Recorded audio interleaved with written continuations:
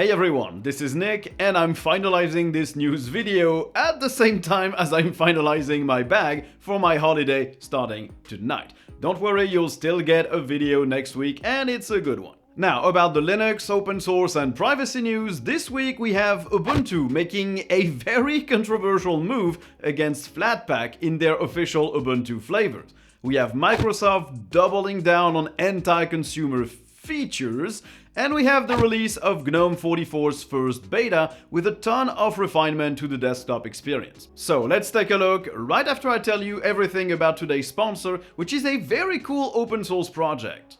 This video is sponsored by Kasm, and more specifically their open source VNC server called KasmVNC. This thing is a game changer if you want to connect remotely to a desktop, to a server, or to an application. It uses less bandwidth, it has higher frame rates and better quality than traditional VNC tools thanks to a better compression algorithm, it lets you copy and paste seamlessly between devices, it has improved security over the base VNC protocol, and it's very configurable.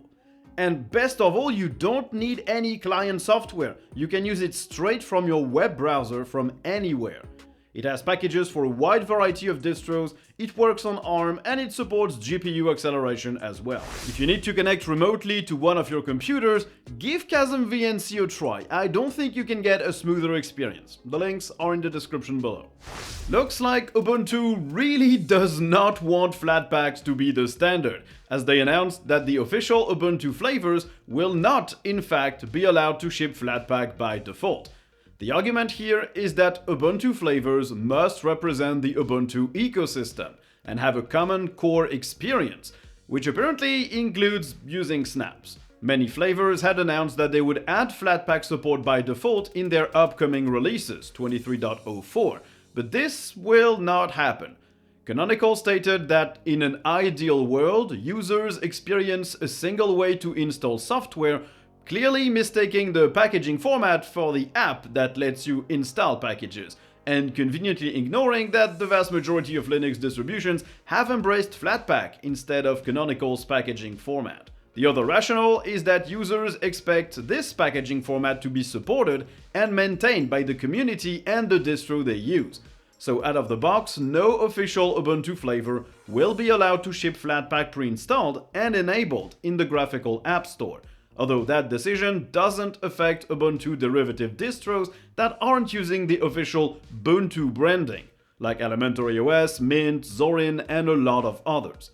Users will still be able to install Flatpak from the command line and keep using it if they want, and users who already had Flatpak installed on their systems won't see it being removed either, as all flavors have enabled a specific migration to let this package remain, even if it had been pre-installed by the flavor itself previously. And at best, it's a boneheaded move. While I really like Flatpaks on servers because they're really useful, on the desktop they are objectively worse than Flatpaks. They're slower, they take more space, they clutter your mount points, and they are not as well integrated with the systems and the portals and Wayland as Flatpaks are. And let's not forget that flavors are community maintained and should definitely have the right to pre-install whatever they want, including a competitor to snaps.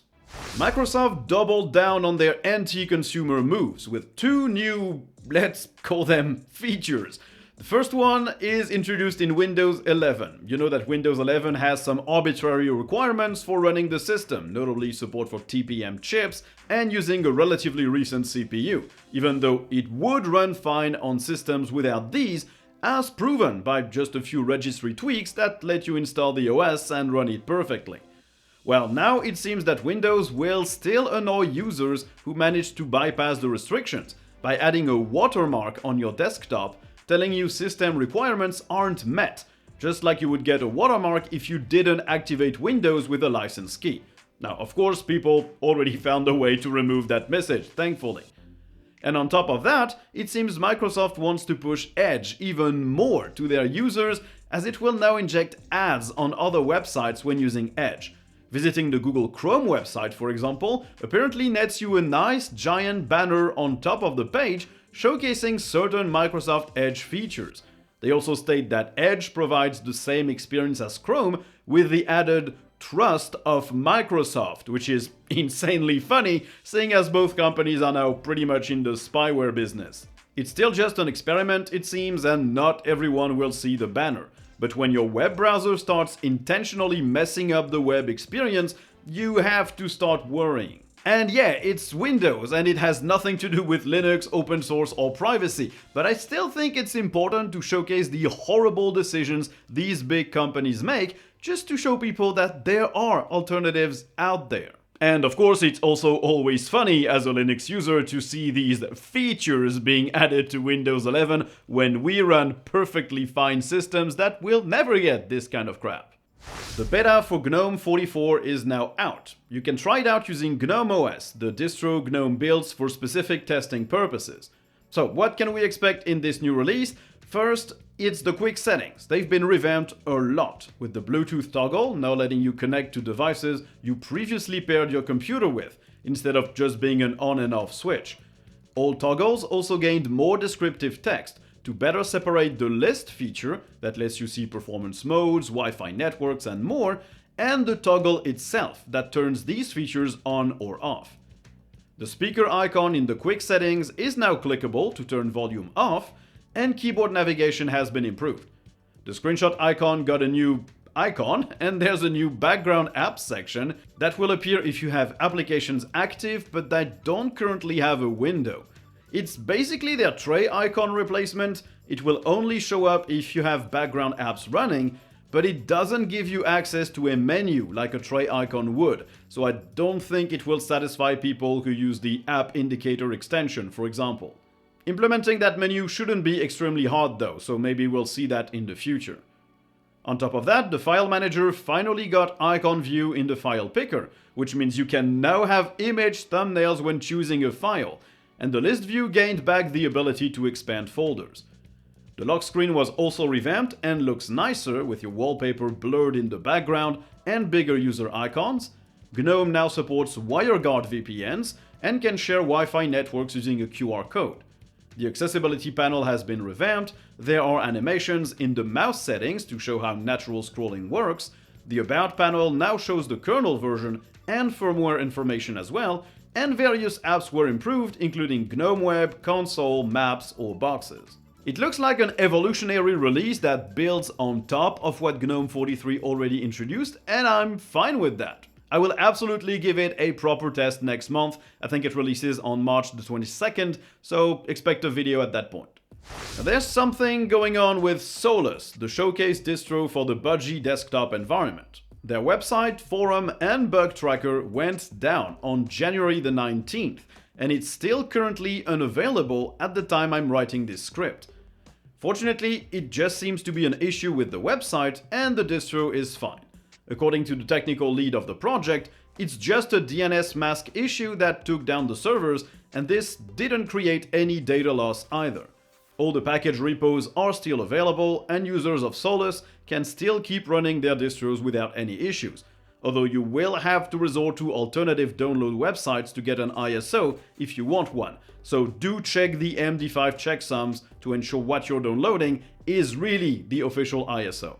Still, it raises the question. First, it's been a long while since the website has been down, and it is not a good look for the project that it couldn't get everything back up in more than a month. The team posted a little roadmap on Reddit, letting people know they plan on fixing the issue, and then that they will release an updated ISO. And they also detailed the future plans for the distro, probably to reassure people that operations will resume. These include support for secure boots, a new package manager called Sol, Flatpak and Snap integration in their software center, and moving to Pipewire as the default. Let's hope they can finally solve this issue. Solus is a pretty cool distro and one of the few ones that actually builds Linux from scratch. They don't base themselves off of another distribution. Now let's talk about privacy, as Mozilla looked into Google's Play Store's privacy labels. Basically these little things that tell you if apps share information and with who, and it looks like these labels are somewhat false and misleading. For example, it is stated in the Play Store that Twitter or TikTok doesn't share personal data with third parties, while the privacy policies of these applications explicitly say that yes, they do send data to advertisers, internet service providers, and other companies. Mozilla found that in 80% of the apps they reviewed, the labels were false, judging from what the actual privacy policy of the application was saying. They compared labels and privacy policies for the 20 most popular paid apps on the Play Store and the 20 most popular free apps, which admittedly is a relatively small sample and should only encompass apps from the biggest companies. Apps that have false or misleading labels include Minecraft, Twitter, Facebook, YouTube, Gmail, Google Maps, WhatsApp, or Instagram. Other apps, like various popular games, had labels that more accurately reflected what the application actually collects. Still, the conclusion remains: you cannot trust the privacy labels that Google puts in place. And why should you? They're the ones selling the ads most applications display to their users, or they're the ones collecting the data from the applications. So it is in their interest for you to download these applications, and thus in their interest to make the apps look like they're more private than what they actually are. Could you see Google placing a warning saying invades your privacy on their own applications in the Play Store? Of course they wouldn't. Now, Mozilla called for Apple and Google to work on a shared standard across app stores so users are more informed about privacy, but I don't think Mozilla has the power to actually make that happen, so for now it all relies on you, the user, to actually read the privacy policy and decide for yourself which apps you actually want to use based on that. The Linux kernel version 6.2 has been released, and while it's not an LTS, it should bring a lot of cool new things for us Linux users. First, it has out-of-the-box support for Intel Arc GPUs, and it also brings support for Intel's on-demand driver that lets people purchase DLC for their Xeon CPUs and unlock more power. Skylake CPUs should get better performance with an improved mitigation feature for ret bleed, a vulnerability on these chips. But the headline is probably support for Apple M1 Pro, Max, and Ultra straight in the mainline kernel, which means it should be easier to run any distribution on M1 Max instead of having to use Asahi or their kernel. The NTFS driver was updated to hide .dot files that Linux might create, something that will make browsing an NTFS partition that you access on Linux and Windows much cleaner on the Windows side. And it's now possible to enable case-insensitive folders and files as well. DualShock 4s are also now supported by the PlayStation HID driver, even though I thought they already worked fine on Linux. The One X Player handheld now has support for their fans and sensors, and there's early support for RTX 3000 GPUs in the Nuvo driver, on top of plenty of improvements for file systems like BetterFS, SquashFS, or exFAT. Plus, the base of the work for supporting Wi-Fi 7, support for USB 4 wake on connect or disconnect, and support for 4K 60Hz displays on a Raspberry Pi. As always, you can compile it yourself, or you can wait for your distro to package it, which should happen relatively quickly if your distro isn't an LTS or an LTS kernel. And let's finish this with the gaming news. First is Box64, Box86. These are nice little compatibility layers to run x86 apps on ARM, which is cool in itself. But what is cooler is that they can now run the full Linux Steam client on ARM computers. That's really nice, because it means that it could open the gates of Linux gaming on not only stuff like Pinebooks, Raspberry Pis and the like, but also on Apple M1 and M2 Macs in the future. Of course, it will still need to support Proton and DXVK and all these little translation layers, but being able to run Steam is already pretty awesome, and it might mean you could get dedicated handheld gaming devices running power-sipping ARM CPUs in the future as well. A pretty cool feature coming to Steam in the near future is already available in beta, and that's downloading games from your other local computers, from your local network, instead of re-downloading them from the internet. This is pretty cool, as it means you could download a game on your deck way faster if it's already installed on your regular gaming PC. It also means testing new hardware for me will be way faster, as I won't have to re-download games on each device anymore, with way faster downloads from my local network. Valve also says that this beta improved the performance for NVIDIA GPUs and the new big picture mode, although Gaming on Linux says that they didn't notice any improvement on their end and it might actually have been worse. The Mesa drivers version 23 are also now available. They improve ray tracing and support for Vulkan on AMD GPUs, they fix an issue in Rise of the Tomb Raider, they improve support for KDE's Wayland session, and they include a lot of new Vulkan and OpenGL extensions. You can download and compile it yourself, or you can wait for your distro to ship the packages, which is always the better strategy if you value your system's stability. And I'm really looking forward to be able to install my games from one of my PCs to the other, because sure, I could use an external USB drive to store a game's library that I move around, but for testing purposes, this does not give you the same performance as the actual SSD in the device. So it's gonna shave off probably 3 or 4 hours of waiting time for every single hardware review that I do, which is awesome. And speaking of reviews, how about we review this segue to today's sponsor? I would give it a 7 out of 10. If you're in the market for a new computer and you plan to run Linux on it, stop looking at devices made to run Windows. Click the link in the description below and get yourself something from Tuxedo.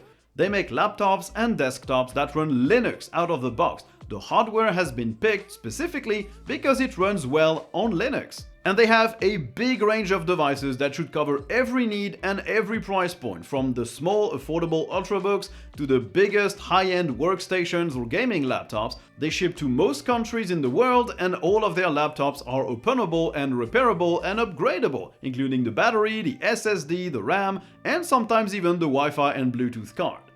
So if you need a new computer and you want to run Linux on it and you want to support Linux's development, click the link in the description below and get yourself something from Tuxedo. So thanks everyone for watching the video, I hope you enjoyed it. If you did, don't hesitate to like, to subscribe, to turn on notifications, to write a comment, and if you didn't like the video, well, you can always dislike it and tell me why down there as well. And if you really enjoy what I do and you want to support the channel, there are plenty of links in the description below for PayPal, for Patreon, for YouTube memberships, for super thanks. Just take a look and choose what tickles your fancy. So thanks everyone for watching, and I guess you'll see me in the next one. Bye!